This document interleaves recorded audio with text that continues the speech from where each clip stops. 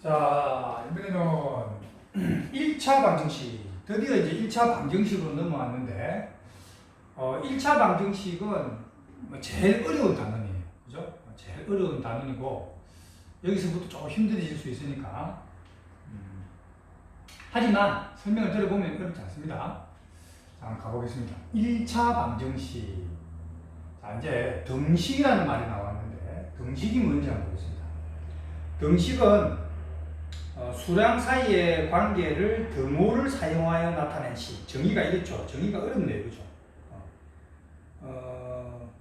등호를 사용하여 수량 사이의 관계를 나타낸 식. 이렇게 정의가 되어 있습니다.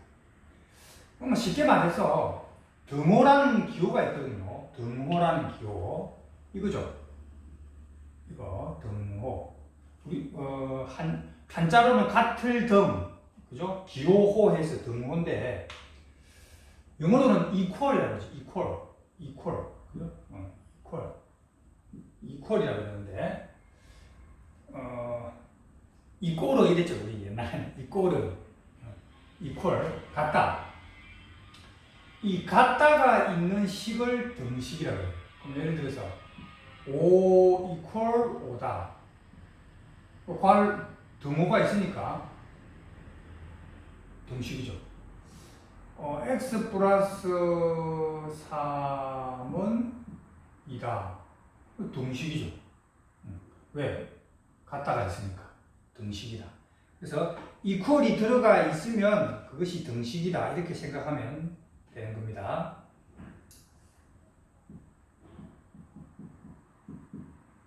뭐 이것도 등식이죠. 왜? equal이 있으니까. 등식이다. 등호가 들어가 있으면 등식이다. 이거는 등식이 아니죠. 왜? equal이 없잖아요. 그죠? 이거는 등식이 아닙니다. 나중에 이건 부등식이라고 합니다. 자, 그 다음에, 항등식을 먼저 해볼게요. 자, 항등식이라는 것은 미지수라는 것은 알지 못하는 어떤 수이 말이죠. 모르는, 우리가 구하려고 하는 수, 미지수에 따라 참이 되기도 하고 거짓이 되기도 하는 등식. 그러니까 방정식은 등식의 한 종류죠. 등식은 등식인데 말이죠. 그죠? 등식은 등식인데 이런 등식 말고 이거는 둘 다 등식인데 일단 미지수가 없죠. 미지수가 없죠. 그래서 이거는 방정식은 아니다. 그냥 등식이기만 하다. 그래서 방정식은 미지수에 따라 참이 되기도 하고 거짓이 되기도 한다. 예를 들어서 이거 한번 해볼게요. 자, 이런 식이 있었다고 해봅시다. 일단 등식이죠. 일단 등식인데 미지수가 있죠, 지금. x가 지금 뭔지 모르잖아요. 알지 못하는 어떤 수가 있다. 지금 여기서는 미지수가 x죠. 자, 미지수 x에 따라서 이 equal이 참 맞는 말일 수도 있고 거짓 틀린 말일 수도 있죠. 자, x가 만약에 1이면 이거는 맞는 말이니까 참인 등식이고 x가 만약에 뭐 4였다고 해보세요. 그러면 8, 2니까 10이니까 4랑 같지 않죠? 그러면 거짓이죠.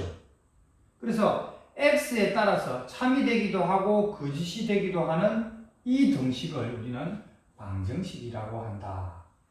그러면 이때 참이 되게 하는 x의 값, 이 참이 되게 하는 x의 값을 이 방정식의 답, 해, 근이라고 한다. 같은 말입니다. 그래서 방정식을 푼다라는 것은 참이 되게 하는 x를 구한다 이런 뜻이 되겠습니다. 그러면 이제 3x 플러스 1은 4다. 방정식을 풀어라. x에 어떤 수를 넣으면 참이 되느냐 이 말이죠. x에 1을 넣으면 참이니까 이게 답이 되는 겁니다.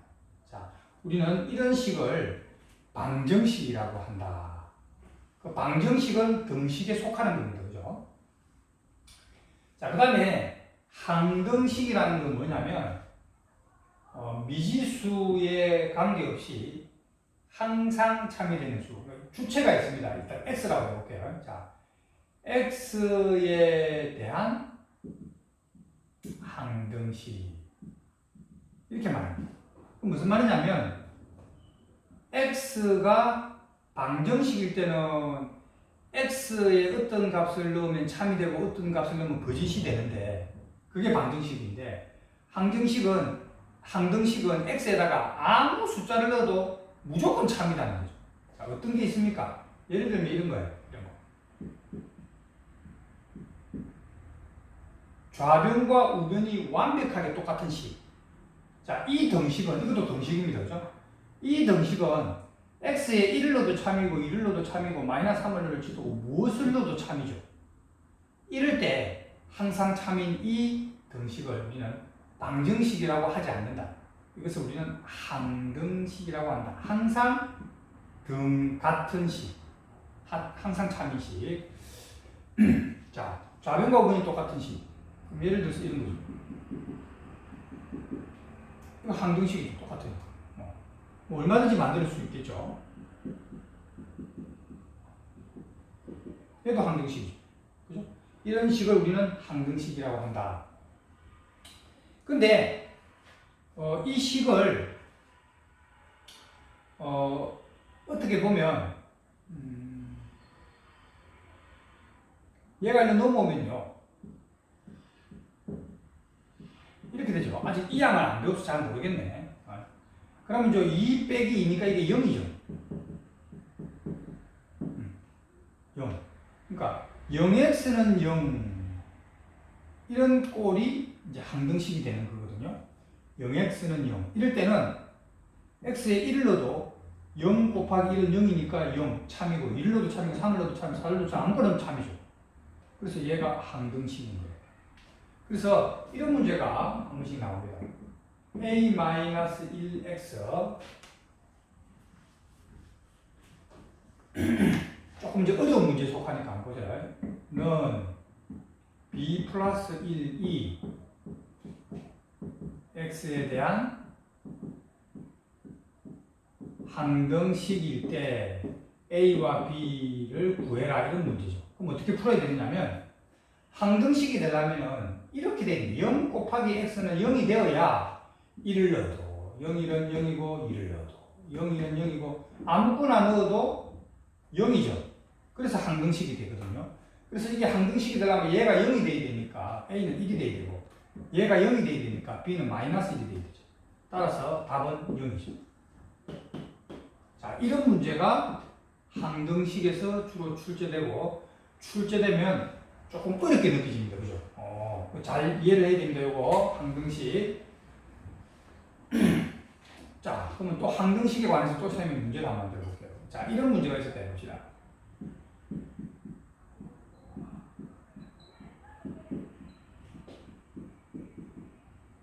자, 근데 얘가 항등식이래. 자, 얘가 항등식이면 똑같으면 항등식이라 그랬죠. 좌변과 우변이.